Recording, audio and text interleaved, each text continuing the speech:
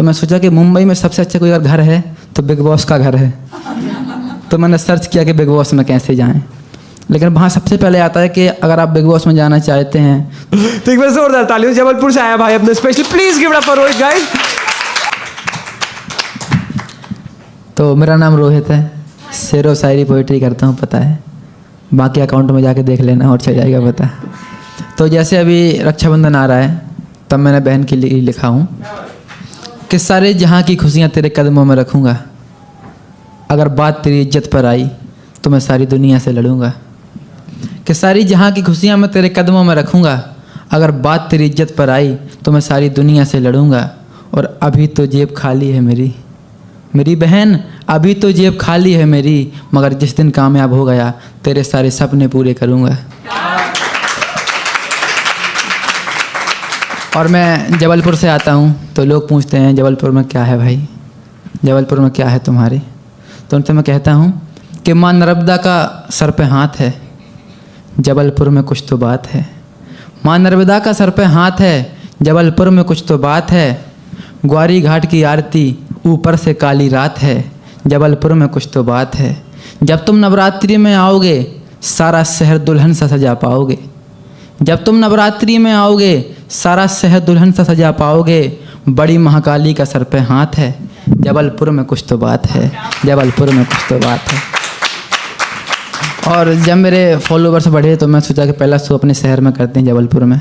तो मैंने शो डाला, मुझे लगा कि कुर्सियाँ सारी भर जाएंगी, मगर ऐसा नहीं हुआ। कुछ कुर्सियाँ पीछे खाली थीं, तो मैंने कुर्सियों को देखा और मेरे आंखों में आंसू आ गए। तो तब मैंने कहा कि जो आज एक खाली कमरा पड़ा है, एक दिन मैं लोगों की तालियों से यहाँ का वॉल्यूम लाउड करूँगा। कि जो आज एक खाली कमरा पड़ा है, एक दिन मैं लोगों की तालियों से एक कमरा वॉल्यूम से लाउड करूँगा। एक दिन अपनी बॉलिंग से मैं हर किसी को आउट करूँगा। और इन खाली कुर्सियों से मेरा वादा रहा, और इन खाली कुर्सियों से मेरा वादा रहा, एक दिन मैं सारी सोल्ड आउट करूँगा।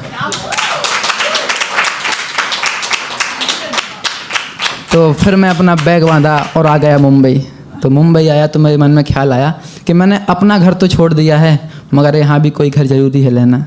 तो मैं सोचा कि मुंबई में सबसे अच्छा कोई अगर घर है तो बिग बॉस का घर है। तो मैंने सर्च किया कि बिग बॉस में कैसे जाएं, लेकिन वहाँ सबसे पहले आता है कि अगर आप बिग बॉस में जाना चाहते हैं तो आपको कंट्रोवर्सी करनी पड़ेगी, किसी को गाली देनी पड़ेगी, किसी को मारना पड़ेगा, किसी को भी कुछ भी करना पड़ेगा अगर तुम्हें जाना है तो। मैंने कहा नहीं यार, हम मेहनत करेंगे, बिना किसी को गाली दिए हम बिग बॉस में जाएंगे।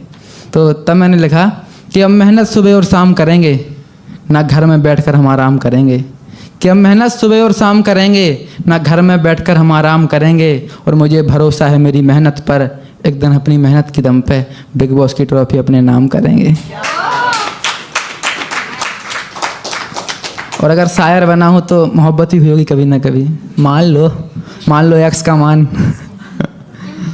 तो चलो तो मैं अपनी मोहब्बत की दास्तां सुनाता हूँ, आज तो मैं अपनी मोहब्बत से मिलाता हूँ। चलो तो मैं मोहब्बत की दास्तां सुनाता हूँ, आज तो मैं अपनी मोहब्बत से मिलाता हूँ। बच्चों जैसी हरकत थी उसकी, खुश रहना फितरत थी उसकी।